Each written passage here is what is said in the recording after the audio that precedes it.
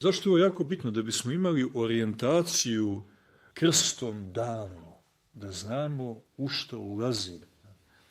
Jer ako toga nema, mi ćemo se vrlo lako pokolebati.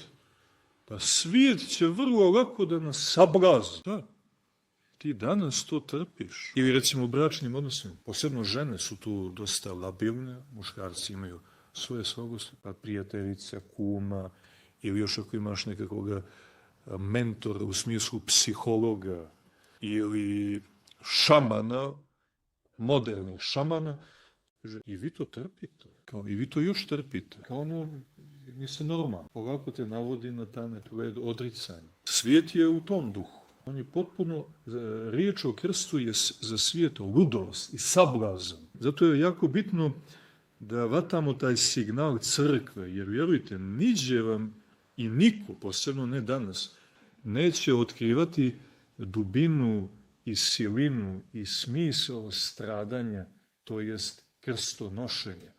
Ovo i nažalost, a čak i ovdje u našim nekim zajednicama sve se manje nekako govori o krstu, razumijete, neke nove platforme se nude, vaskrsenje bez krsta, radost bez stradanja, blaženstvo bez uzlaženja stepenicama blaženstva. Zato je mnogo bitno da konsultujemo sveto predanje crkve i da hvatamo te njene signale. Evo, ova nedelja u sred časnoga postaje krsto poklona. Dakle, djeco moja, crkva kaže, nemojte da se zanosite.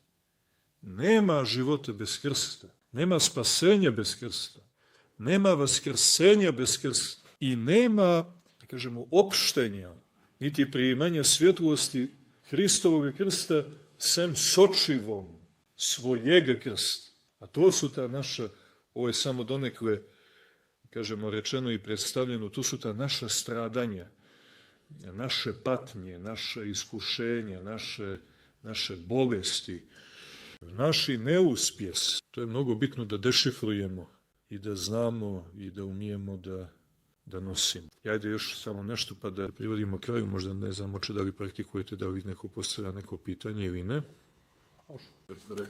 Evo vidi, recimo što se tiče djece, pazite, jako bitna stavka.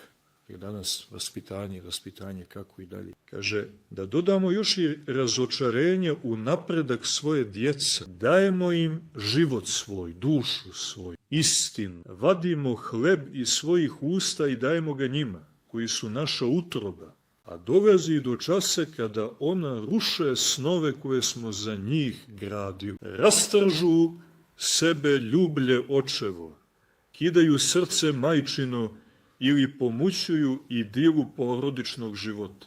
Koliko samo otrova ispiju roditelji kada vide da djeca njihova ne napreduju onako kako bi sami htjeli. To je svakodnevna stvarnost. Dolazi do trenutka kada dijete kaže, oče, ti si proživio svoj život, sada ću i ja da živim svoj, onako kako ja hoću. Zašto? Slobodan sam, znam šta treba da radim. Šta da učine roditelji tada? Ili šta će uraditi djeca kada danas jutra sviju svoje porodično gnijezdo? Ljubav, suze, strpljenje, uzmicanje i nada u nevidljivog Boga. Sjetimo se da u brigama, trnju, raznoraznim nuždama i peripetijama, koliko god da to želimo, ne uspijevamo ni da se pomolimo, niti da čitamo i poručavamo, niti da razgovaramo, često ni da jedno drugo pogledamo u oči.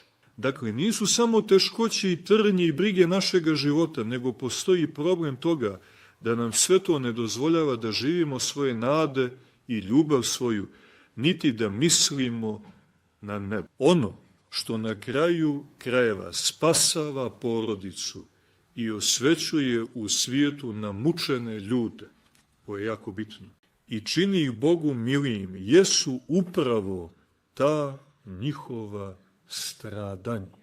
Krst koji makar i nevoljno, ali skrušeno nose pred Bogom i govore, ovo imam, Bože, ovu moju muku, ovu moju patnju, ovo moje stradanje, sva ova moja iskušenja, razočarenja, to ima. ovo primi kao blagomirisnu žrtvu srca mog, jer ga nosim isključivo tebe radi i vjere da sve ovo ipak ima smisla i vrijednosti pred tvojim pogledom i tvojom milošću.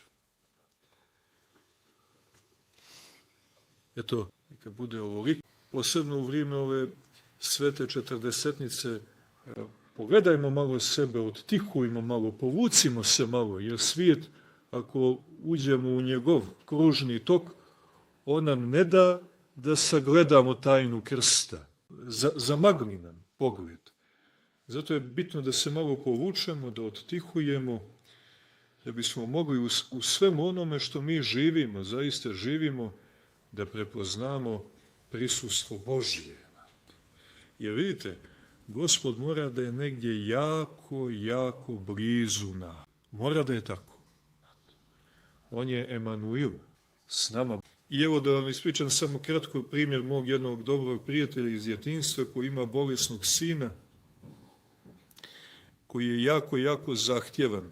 I u jednom našem susretu proveli smo nekih 40 minuta zajedno. On je dijete se, kako se to kaže, posebnim potrebama ili, kako kaže patrijarh Pavle, posebnim blagoslovom. I vjerujte, jako je teško gledati samo šta sve podrazumijeva život sa takvim djetetom.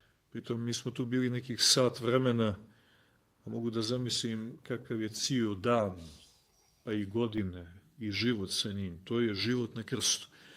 Međutim, taj moj prijatelj, on nije htio da ga daju neku ustanovu. Iako su za to bili i njegova majka tog djeteta, njegova supruga i svi drugi. On je rekao ne da, ovo je moj krst. Pritom, on je čovjek vjerujući, kršten, poštuje crkvu, ali je poštuje suštinski. On je otišao dublje nego mnogi od nas, vjerujte, jer je prepoznao u tom davanju davanje Gospodnje. I znate šta mi kaže na vodu? Vidite, to je vrlo smjelo reći, ali potpuno je pokriveno. Zašto? Zato što je krstom provjerio. On kaže, vjeruj mi, zahvaljujući njemu, misli na sina i misli na krst koji mu je preko sina dat. Kud ćeš prisnije, razumiješ? Kud ćeš prisnije? Kaže, imam, vidite, neprestano osjećanje prisustva Gospoda.